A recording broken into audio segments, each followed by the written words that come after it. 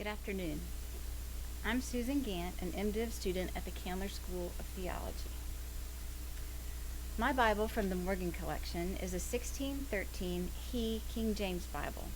It's referred to in the collection as the Jimmy Carter and Franklin Pierce Bible. It's a first edition black letter quarto Bible. Black letter refers to the font, which was Gothic, kind of like our Times New Roman, and quarto refers to the size. In 1611, the Bibles were really big. They were printed on this paper called folio. The folio was folded into 4 parts so that this Bible is a quarto, so it's a fourth of the big ones. The he reference in the description of the Bible refers to a line in the book of Ruth, chapter 3, verse 15, that reads, "And he went into the city." Historically, this has been considered a misprint. After 1613, no other editions using the pronoun he in that verse were printed. This anomaly makes he Bibles unique and particularly valuable. One website I looked at that sells antique Bibles estimated that a 1611 he Bible would be worth about $300,000 today.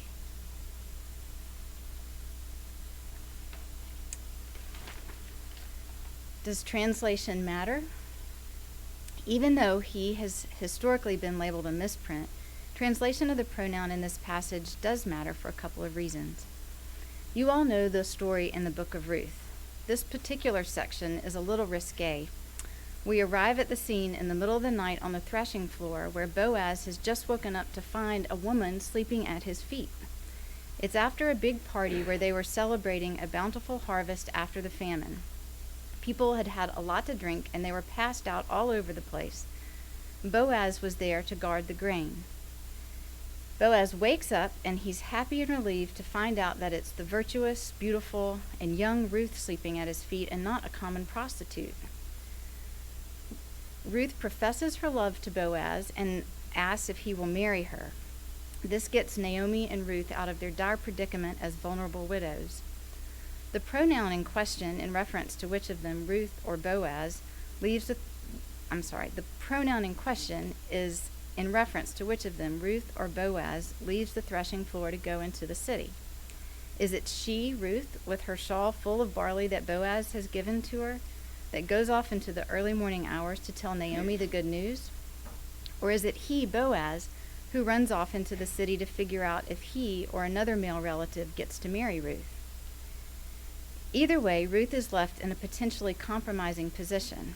She's either left on the threshing floor alone where folks might see her and question her reputation, or she's walking into the city alone in the dark with a shawl full of barley somebody might want to steal. She's obviously brave and capable given the risk she's already taken to get Boaz, but would the story change based on who goes into the city? Despite what was always considered a simple misprint by the printer and by history, remember, pretty much every Bible after 1613 has been a she Bible. People have extrapolated meaning as to how this single letter difference could impact both the text and the reader. So a little background. King James commissioned an early modern English translation of the Bible in 1604. The first edition was printed in 1611. He decreed that the King James Bible was the only authorized version of the Christian Bible, so if anyone asked which Bible you were using and you said the authorized one, we should all know it's a King James. This starts our journey of provenance for my Bible. In 1613, Robert Barker prints this black letter quarto King James he Bible in London. Now, Robert Barker was the son of Christopher Barker, who printed Boomy's Geneva Bible. And Christopher Barker had the privilege of being the printer to the British Crown, which Robert then inherited.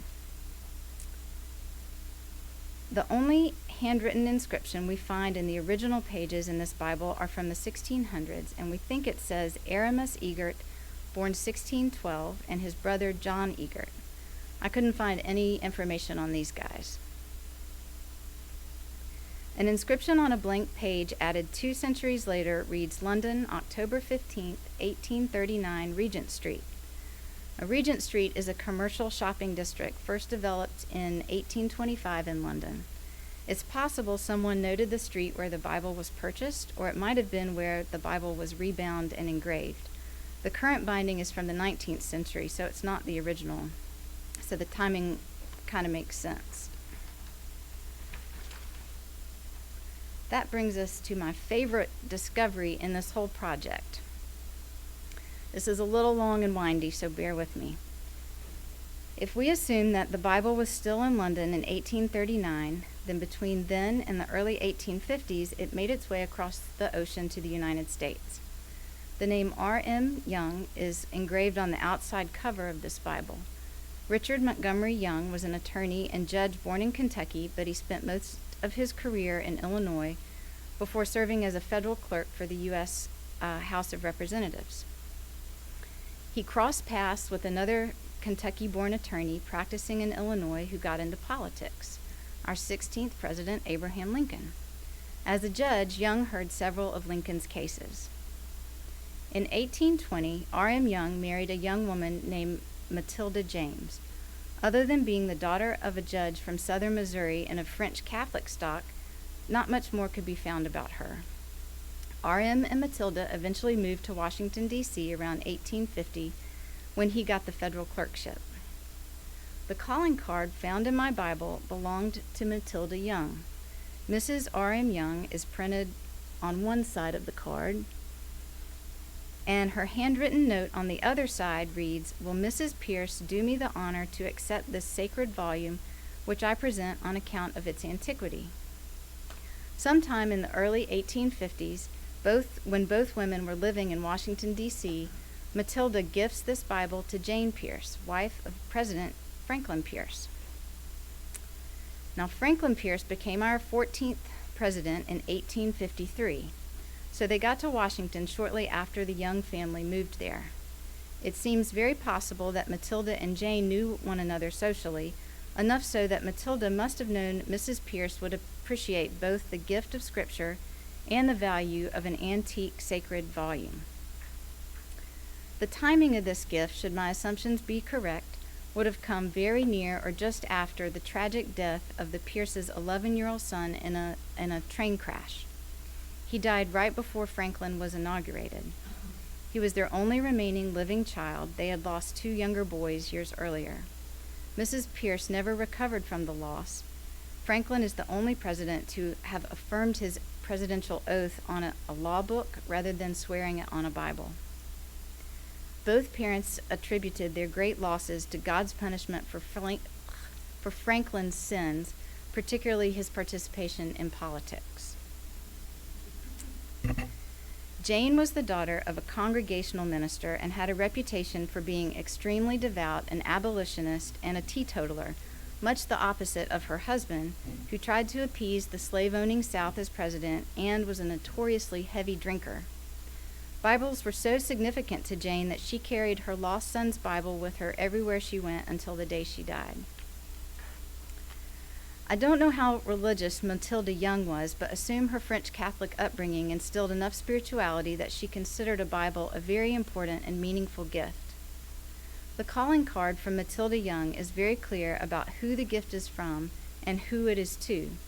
The card says, "Do me the honor of accepting this gift," not us, as if it were from her husband and her. And it says, "Will Mrs. Pierce accept this gift?" Not will President and Mrs. Pierce accept the gift. My conclusion is that the Bible belonged to the 2 women, not their husbands. The only 2 people who happen to have been women, who we know truly owned this Bible before Michael Morgan, have been completely omitted from the catalog description or any reference material, so that the casual observer, like I was, would assume the Bible was transferred for the last 400 years only between men.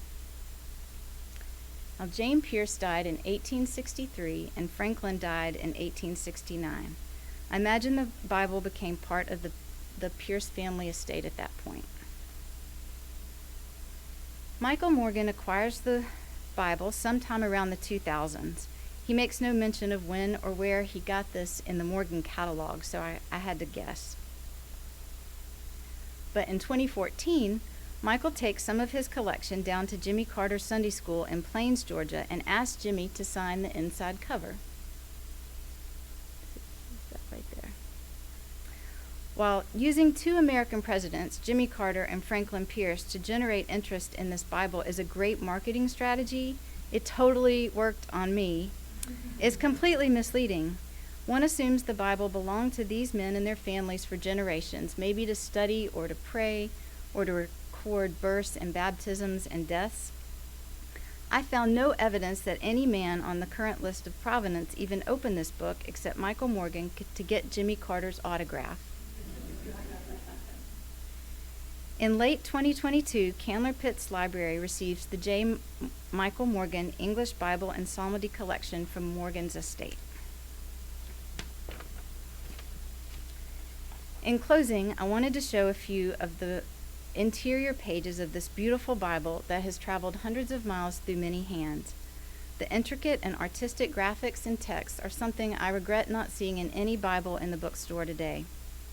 While it may not be as glamorous or flashy to advertise it as belonging to 2 U.S. presidents, it's more truthful and gives more dignity and justice to those who did care for it to call it the Matilda Young and Jane Pierce Bible. I feel very privileged to have been given the opportunity to do the research that afforded these women's names being added to the list of owners in the reference catalog, so anyone searching for the Bible will now see their names alongside the others. I'd like to thank Emily Corbin, Brenna Michael, and Dee Roberts at the Pitts Library for all their help, and especially Brandon Wasson in the special collections for his amazing expertise and patience explaining some of it to me.